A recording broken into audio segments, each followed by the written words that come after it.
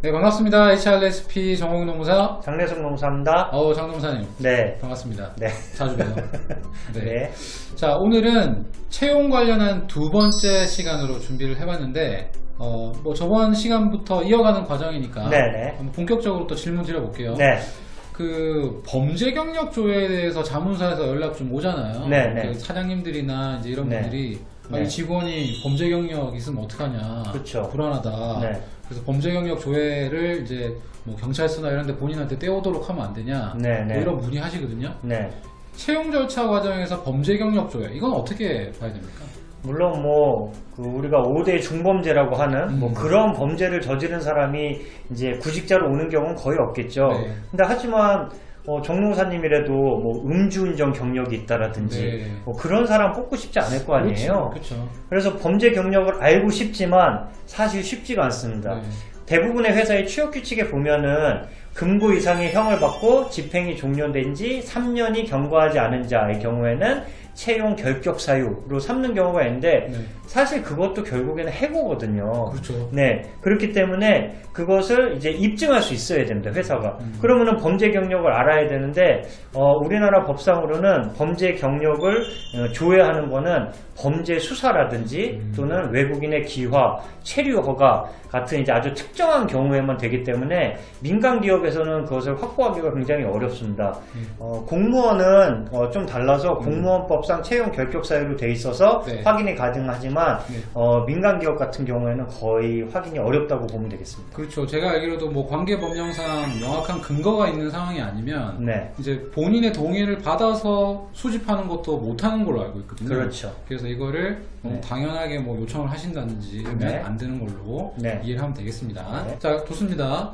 이렇게 채용 절차 통해서 합격 통보도 받았는데 네. 뭐 중요한 거 연봉 결정 아니겠습니까? 그렇죠. 근데 이제 보통 연봉을 미리 알고 뭐 합격 통보 받는 경우도 있지만 네. 합격 통보 받고 나서 뭐 연봉과 관련된 협의를 또 하는 경우도 있거든요. 맞아요. 근데 합격 통보를 받았는데 연봉 협상이 막 결렬됐어요. 네. 그러면 또 회사에서 아이고 채용 취소하겠습니다. 네, 쉽게 할 수 있을까요?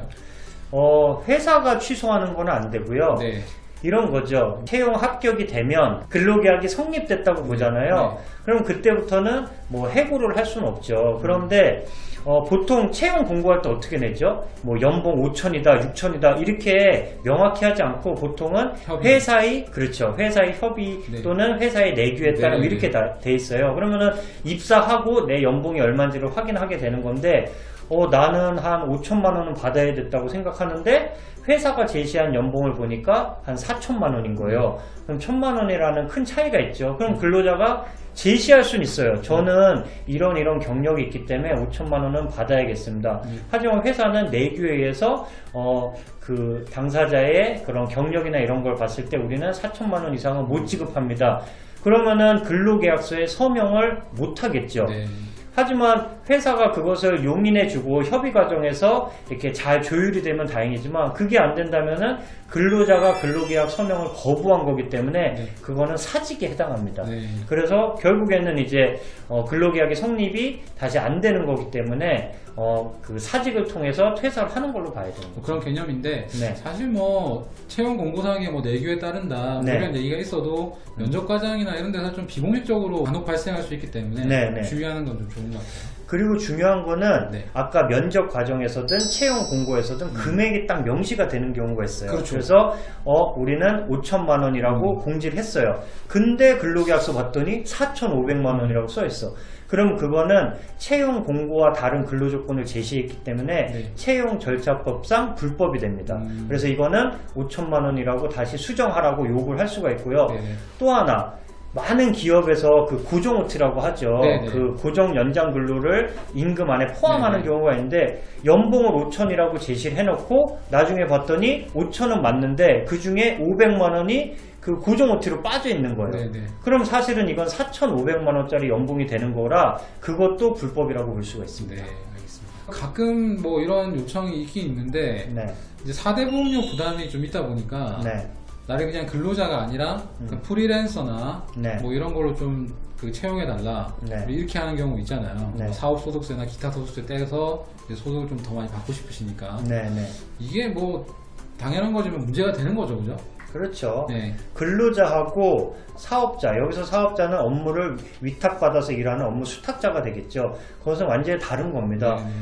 하도급이라고 그러죠. 네. 그렇게 해서 하수급인으로서 일을 하게 되면은 우리가 소위 프리랜서라고 얘기하는데요. 업무의 일에 대해서 완전히 독립성이 있어야 됩니다. 지휘 감독을 받으면 안 돼요. 예를 들어서 어떤 업무를 맡아서 진행을 하게 되면 내가 그 업무의 진행 계획이라든지 절차를 다 정하고 그 결과물만 회사에다 제출하는 거예요. 근데 근로자는 어디 그런가요? 어디서 일해라, 몇 시까지 일해라, 어떻게 일해라 일일이 보고하잖아요. 그거는 근로자기 때문에 당연히 근로소득을 떼고 4대 보험도 적용이 됩니다. 그래서 만약에 근로자인데도 서로 간의 편의에 의해서 그 업무 위수탁 계약을 한다 하더라도 나중에 다 적발이 되면 소급해서 4대 보험을 적용받는 경우가 생깁니다. 네, 그렇죠. 실질을 보기 때문에. 네네. 네. 자, 그리고 채용 과정 이제 진행되는 이제 회사들을 보면 네. 실제 합격 인원이라든지 전체적인 채용 일정이라든지 이런 것들을 공개를 구체적으로 하지 않고 네네. 소위 말하는 이제 깜깜이 채용처럼 맞아요. 네. 진행하는 회사도 있거든요. 그럼 네네. 언제 이게 발표 나는지 네. 언제까지 진행되는지 참 불안한데 네. 이런 경우는 어떻게 봐야 되나요? 그러니까 좀 채용 공지에 보면 애매하게 써 있어요. 네. 채용 인원도 뭐 00명. 네. 00명은 뭐 10명도 되고 90명도 되는 거잖아요. 네. 그리고 채용 일정도 뭐 3월 중 네. 이렇게만 돼 있으면 네. 3월 초인지 3월 말인지 알 수가 없단 말이에요. 구직자는 한시가 급한데 그래서 이런 건 좀 명확히 하는 게 좋고요. 채용 절차법에도 뭐 채용 일정을 변경한다든지 채용 절차를 변경하면 이것을 다 공지하도록 돼 있긴 합니다. 근데 사실 거기에 대한 벌칙 조항이 없어요. 그래서 공고사항에 불과하기 때문에 기업이 임의로 채용 일정을 변경한다 그래도 뭐 처벌할 수 있는 사항은 없지만 요즘 뭐 ESG 경영도 강화되고 이런 사항이기 때문에 기업에서 이런 것은 철저하게 사전에 준비를 해서 구직자들이 마음 졸이지 않게 희망 고문하지 않게 할 필요가 있다고 생각을 합니다. 자, 다른 조건들은 비슷한데 네. 곰곰이 생각해 보니까 뭐 여성이라는 이유로 또는 반대로 남성이라는 이유로 네. 이 채용에서 자꾸 탈락하는 것 같다. 네. 그런 생각이 들 수도 있잖아요. 그렇죠. 근데 그런 경우는 어떻게 보호받을 수가 없나요? 남녀 고평법에 따르면은 이제 뭐 가족 내의 지위 이런 걸 가지고 이제 성별이나 혼인 그런 가족 내 지위 등을 가지고 채용 등에서 이제 차별을 하지 못하게 되어 있습니다. 네. 2019년에 네. 그 모 지방 그 방송국에서 아나운서를 뽑으면서 네. 남성 아나운서는 정규직, 여성 아나운서는 프리랜서로 뽑았어요. 네, 네. 프리랜서로 뽑는 이유는 하나죠. 임금도 줄이고 고용의 뭐 탄력성, 유연성도 갖기 위함인데 이거는 명백한 차별입니다. 그래서 나중에 이제 이게 문제가 됐던 적이 있는데 그 인권위에서 이제 시정 조치가 내려진 적이 있고요. 네.